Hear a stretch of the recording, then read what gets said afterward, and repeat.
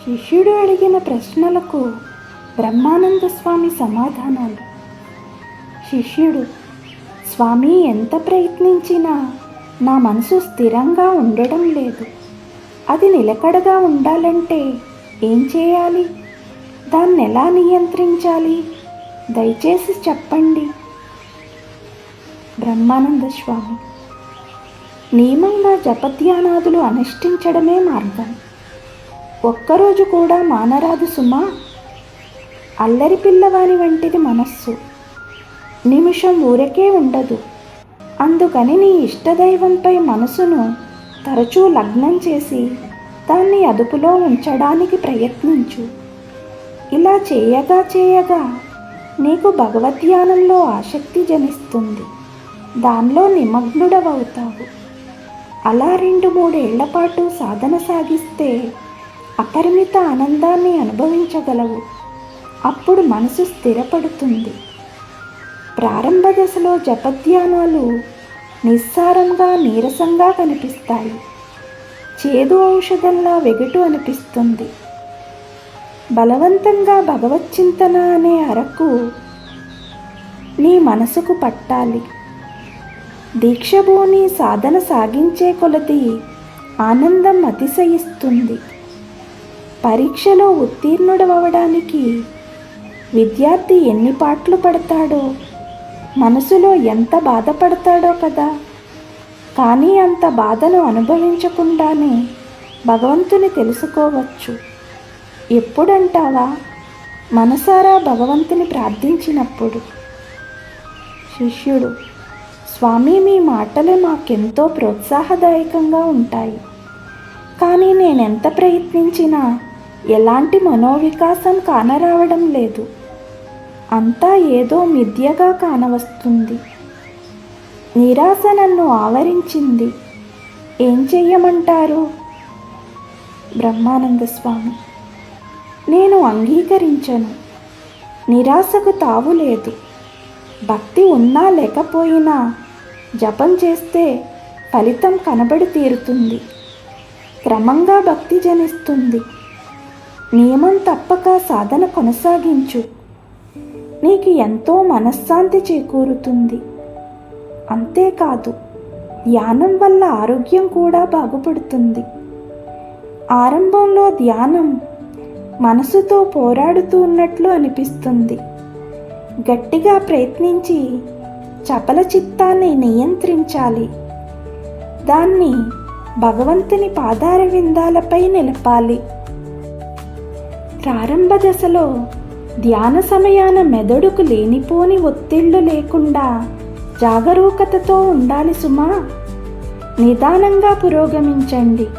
క్రమంగా తీవ్రతరం చేయండి. నియమపూర్వక సాధన వలన మనసు కుదుటపడి నిలకడ చెంది ధ్యానం సులభతరమవుతుంది. అప్పుడు గంటల పర్యంతం ధ్యానంలో నిమగ్నుడవైన నీకు ఏ ఇబ్బంది కనిపించదు. గాఢ నిద్ర నుంచి లేచాక అలసట తీరి మనశ్శరీరాలకు ఆహ్లాదం కలిగే రీతిలో ధ్యానానంతరం నీకెంతో హాయిగా ఉండటమే కాక అపరిమిత ఆనందాన్ని చవిచూస్తావు. మనశ్శరీరాలు 2 పరస్పర సన్నిహిత సంబంధం కలిగి ఉన్నాయి. శరీరానికి బాధ కలిగితే మనసుకు కూడా బాధ జనిస్తుంది. అందుకని శరీరారోగ్యాన్ని కాపాడుకోవాలంటే ఆహార విషయంలో ప్రత్యేక శ్రద్ధ వహించాలి. సాధకుడు ఎన్నడూ కడుపారా తినరాదు. అర్ధాకలితో ఉండాలి. సగపాలే భుజించాలన్నమాట. ధ్యానం అనుకున్నంత తేలిక కాదు. మితిమీరి ఆరగిస్తే భుక్తాయాసం వల్ల మనసు అదుపు తప్పుతుంది. కామక్రోధాదులను నియంత్రించనిదే మనసుకి స్థిరత్వం ఉండదు. పరిపరి విషయాల కోసం పరుగులెత్తే మనసుతో ధ్యానం కుదరదు. అలాంటప్పుడు ఎలా ధ్యానించగలవు? అందుకే కఠోర నియమనిష్టలను పాటించాలి. నియమనిష్టలంటే ఉగ్రమైన శారీరక తపశ్చర్యలు కానీ శారీరక హింస కానే కాదు. కామక్రోధాదులను జయించడమే నిజమైన తపస్సు. ప్రబలమైన ఎలాంటి కోర్కెను కానీ ఉద్వేగాన్ని కానీ తలెత్తనివ్వకూడదు. ధర్మం పరమార్థం అన్నవి నపుంసకుని కోసమో లేక కామాదుల నివారణకై శరీర జవసత్వాలు ఉడిగిన వ్యక్తి కోసమో ఉద్దేశించబడినవి కావని సదా గుర్తుంచుకో. ధ్యానం చేయకుండా మనసును నిగ్రహించలేవు. నిగ్రహ శక్తి లేని మనసుతో ధ్యానించనూ లేవు. మొదట మనసును నేర్వనివ్వండి. ధ్యానం సంగతి పిదప చూసుకోవచ్చులే అనుకున్నావో, పారమార్థిక జీవితానికి ఇక అసలు అంకురార్పణే జరగదని చెప్పాలి. అందుకే మనసును కుదుటపరుచుకోవడం, ధ్యానించడం ఏకకాలంలో జరగాలి. అదే పద్ధతి. ధ్యానానికి కూర్చునే ముందు మనసులోని ఉబలాటాలను, కోర్కెలను కేవలం కలలో విషయాలుగా భావించు. అవన్నీ వట్టివి. వాటికిక మనసులో స్థానం లేదనుకో. వాటిని మనసులో చొరనివ్వకు. అప్పుడు నీ మనసు నిర్మలంగా ఉంటుంది. ధ్యానంలో ఉన్నప్పుడు నువ్వు దివ్య తేజస్సును కాంచవచ్చు, లేదా ప్రణవనాదాన్ని ఆలకించవచ్చు. అలాంటి దివ్యానుభూతులు ఎన్నో కలగవచ్చు. అంత మాత్రానే వాటిపైనే నీ దృష్టిని కేంద్రీకరించరాదు. నువ్వు సక్రమ మార్గంలో ఉన్నావన్నందుకు అవి సూచనలు మాత్రమే, అంతకు మించి మరేమీ కావు. భగవత్ సాక్షాత్కారం పొందగోరితే పట్టుదలతో, ఓరిమితో సాధన సాగించు. సకాలంలో సాక్షాత్కారం లభిస్తుంది.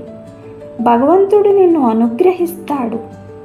తరుణం చూసి కానీ తల్లిపక్షి గుడ్డును పొదుగదు అనేవారు శ్రీరామకృష్ణులు. ఓర్పు ఉండాలి. తొందరపడి ప్రయోజనం లేదు. ప్రయత్నించాలి. వేచి ఉండాలి. ఎదురు చూడాలంటే ఎంతో ఓర్పు ఉండాలి కదా. లేకుంటే ఎంతో భారంగా తోస్తుంది. అట్టే ఆశ, ఇట్టే నిరాశ కలుగుతుంటాయి. దుఃఖం, ఆనందం ఒకదానికొక్కటి వెన్నంటే ఉంటాయి. ఇలా రోజులు, నెలలు, ఏళ్ళు గడవగా భగవంతుడు సాక్షాత్కరిస్తాడు.